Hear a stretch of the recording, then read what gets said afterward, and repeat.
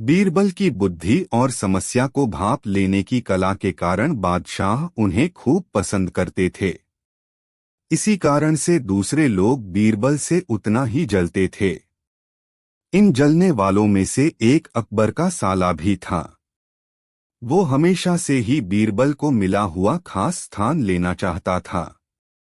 बादशाह जानते थे कि बीरबल जैसा कोई और नहीं हो सकता है। वो अपने साले को भी ये बात समझाने की कोशिश करते थे, लेकिन उनका साला हमेशा कहता था कि वो भी काफी बुद्धिमान है। इन सब बातों के कारण एक बार बादशाह के मन में हुआ कि अब ये ऐसे नहीं मानेगा, इसे कुछ कार्य देकर ही समझाने पड़ेगा।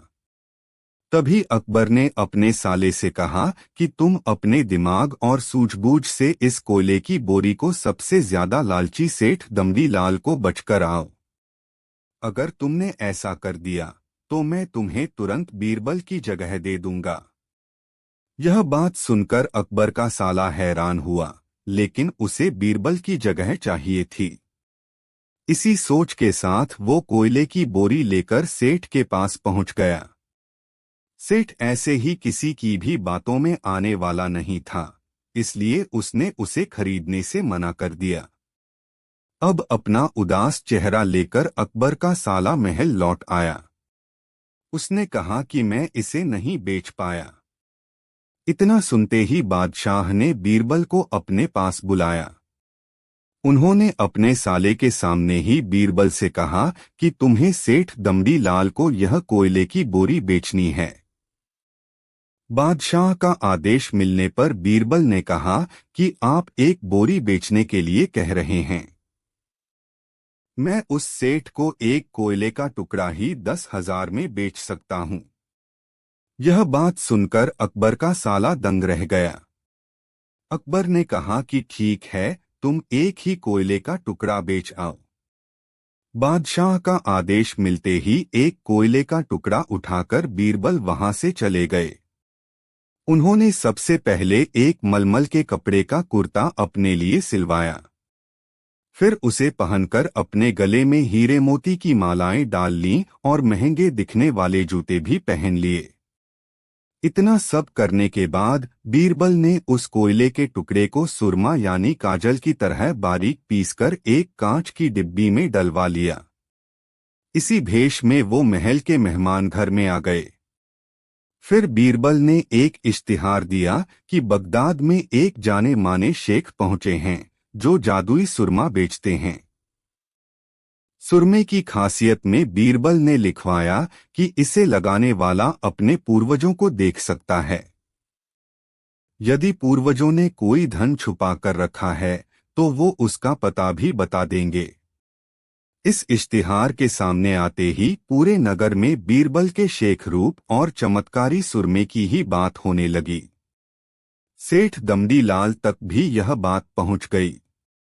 उसके मन में हुआ, जरूर मेरे पूर्वज ने धन गाड़ रखा होगा। मुझे तुरंत शेख से संपर्क करना चाहिए। इतना सोचकर दमड़ी लाल शेख बने बीरबल के पास पहुंचा। बीरबल ने जानबूझकर उन्हें पहचाना नहीं। सेठ ने शेख से कहा कि मुझे सुरमे की डिब्बी चाहिए।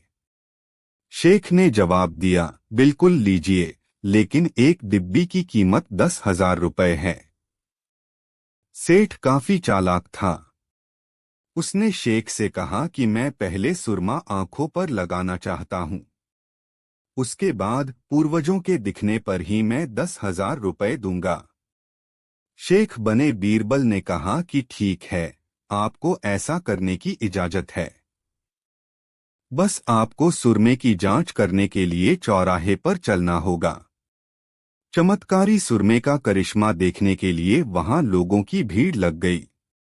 तब बीरबल बने शेख जोर जोर से कहने लगे कि इस चमत्कारी सुरमे को सेठ जी लगाएंगे।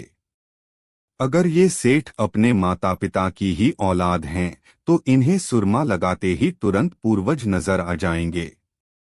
पूर्वज नहीं दिखे तो मतलब यह होगा कि वो अपने माता पिता की औलाद नहीं हैं।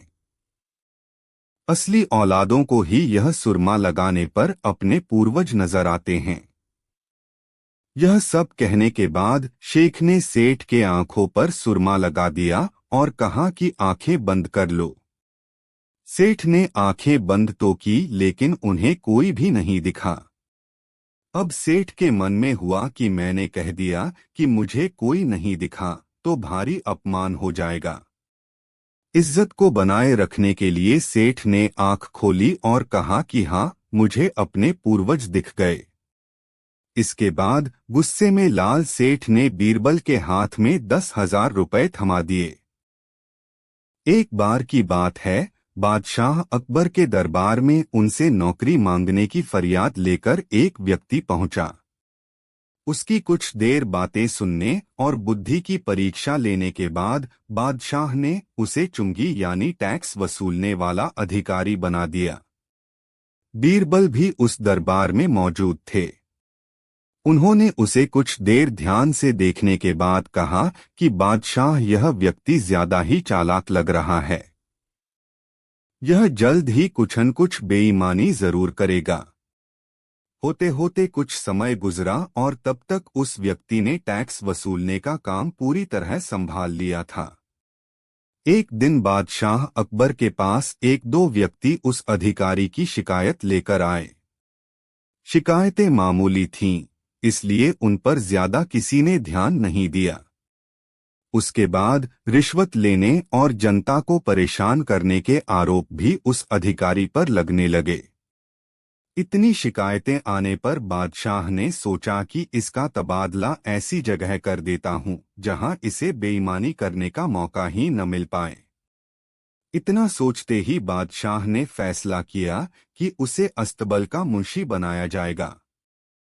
फिर अकबर ने मन में कहा कि अब घोड़ों की लीद उठवाने के काम में ये क्या ही बेईमानी कर पाएगा। वहां मुंशी के पद पर पहुंचते ही उस व्यक्ति ने फिर रिश्वत लेना शुरू कर दिया। उसने सीधे घोड़े की देखभाल करने वालों से कह दिया कि तुम लोग घोड़ों को कम दाना पानी खिलाते हो। इसका पता बादशाह को चला है, इसलिए मुझे लीद को तोलने के लिए भेजा है। अब अगर लीद का वजन कम हुआ तो सबकी शिकायत बादशाह से कर दूंगा। इस तरह से उस मुंशी से परेशान होकर हर घोड़े के हिसाब से उसे 1 रुपए लोगों ने देना शुरू कर दिया। यह बात भी कुछ समय बाद अकबर तक पहुंच गई। उन्होंने मुंशी को सीधे यमुना की लहरें गिनने का कार्य सौंप दिया। फिर बादशाह के मन में हुआ कि अब यहाँ तो यह कोई बेईमानी कर ही नहीं पाएगा। कुछ ही दिनों में जैसे ही वो व्यक्ति यमुना किनारे पहुंचा तो वहां भी उसने अपना दिमाग दौड़ा लिया। वो नाव से सवारी करने वालों को रोक रोक कर कहता कि मैं लहरें गिन रहा हूं, ऐसे में तुम लोग यहां से नहीं निकल सकते हो। इसी जगह पर 2-3 दिन तक रुकना होगा। रोज रोज ऐसी बातें सुनकर नाव चलाने वालों ने अपने कार्य को जारी रखने के लिए उसे 10-10 रुपए की रिश्वत देना शुरू कर दिया। अब यमुना किनारे भी वो व्यक्ति खूब बेईमानी कर रहा था। 1-2 महीने में यह बात भी बादशाह तक पहुंच गई। तभी अकबर ने एक लिखा हुआ आदेश भिजवाया, नाव को रोको मत जाने दो। वो व्यक्ति चतुर था, उसने बादशाह के आदेश वाले पत्र को नावों को रोको मत जाने दो कर दिया था। इस थोड़ी हेरफेर के बाद उसने अकबर का आदेश वहां टंगवा दिया। आखिर में उससे परेशान होकर बादशाह ने उसे नौकरी से ही निकाल दिया।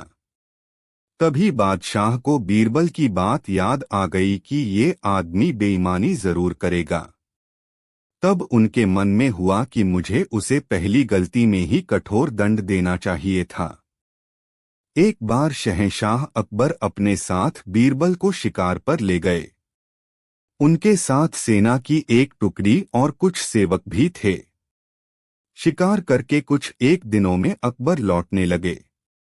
तभी रास्ते पर एक गांव को देखकर बादशाह के मन में उसके बारे में जानने की इच्छा जगी। उन्होंने तुरंत अपने साथ आए बीरबल से पूछा कि क्या तुम इस गांव के बारे में कुछ जानते हो? मुझे इस जगह के बारे में जानना है। बीरबल ने जवाब दिया, शहंशाह, मुझे भी इस गांव के बारे में कुछ नहीं पता है। अपने राज्य के इस गांव की तरफ मैं भी पहली बार ही आया हूं। आप यहाँ के बारे में जानना चाहते हैं तो मैं किसी से पूछकर बताता हूँ। तभी बीरबल की नजर एक आदमी पर पड़ी। उन्होंने उसे अपने पास बुलाकर पूछा, भाई क्या तुम इसी गांव के रहने वाले हो? अगर हाँ तो इस गांव के बारे में मुझे सब कुछ बता दो। यहाँ सब बढ़िया तो चल रहा है ना? वो आदमी बीरबल के सवालों का जवाब दे ही रहा था कि उसकी नजर बादशाह पर पड़ गई। उसने उन्हें पहचान लिया। फिर बोला कि साहब, आप लोगों के राज में यहाँ कुछ खराब कैसे हो सकता है? यहाँ सब कुछ बढ़िया है। तब बादशाह ने उससे पूछा, तुम्हारा नाम क्या है? उस व्यक्ति ने जवाब में कहा, मेरा नाम गंगा है। बादशाह फिर बोले, पिता का नाम? जवाब मिला, जमुना। इतना सुनकर बादशाह ने पूछा कि फिर तो जरूर तुम्हारी माँ का नाम सरस्वती होगा। उसने कहा, नहीं हुजूर, मेरी माँ का नाम नर्मदा है। इन सभी बातों को सुनकर बीरबल को हंसी आ गई और उन्होंने मजाकिया अंदाज में कहा, बादशाह, अब यहाँ से आगे बढ़ना सही नहीं है। यहाँ सारी नदियां हैं। आपके पास नाव भी नहीं है तो आगे मत जाइए। आगे बढ़ने के लिए नाव का होना जरूरी है, नहीं तो डूबने का डर बना रहेगा और यहाँ ज्यादा देर रुके तो सब कुछ बह जाएगा। बीरबल की यह बात सुनकर बादशाह को भी जोर से हंसी आ गई। वो व्यक्ति भी बीरबल का मजाक सुनकर मुस्कुराते हुए वहां से चला गया। बीरबल की सूझबूझ और हाजिर जवाबी से बादशाह अकबर बहुत रहते थे। बीरबल किसी भी समस्या का हल चुटकियों में निकाल देते थे। एक दिन बीरबल की चतुराई से खुश होकर बादशाह अकबर ने उन्हें इनाम देने की घोषणा कर दी। काफी समय बीत गया और बादशाह इस घोषणा के बारे में भूल गए। उधर बीरबल इनाम के इंतजार में कब से बैठे थे। बीरबल इस उलझन में थे कि वो बादशाह अकबर को इनाम। एक शाम बादशाह अकबर यमुना नदी के किनारे सैर का आनंद उठा रहे थे कि उन्हें वहां एक ऊंट घूमता हुआ दिखाई दिया। ऊंट की गर्दन देख राजा ने बीरबल से पूछा, बीरबल, क्या तुम जानते हो कि ऊंट की गर्दन मुड़ी हुई क्यों होती है? बादशाह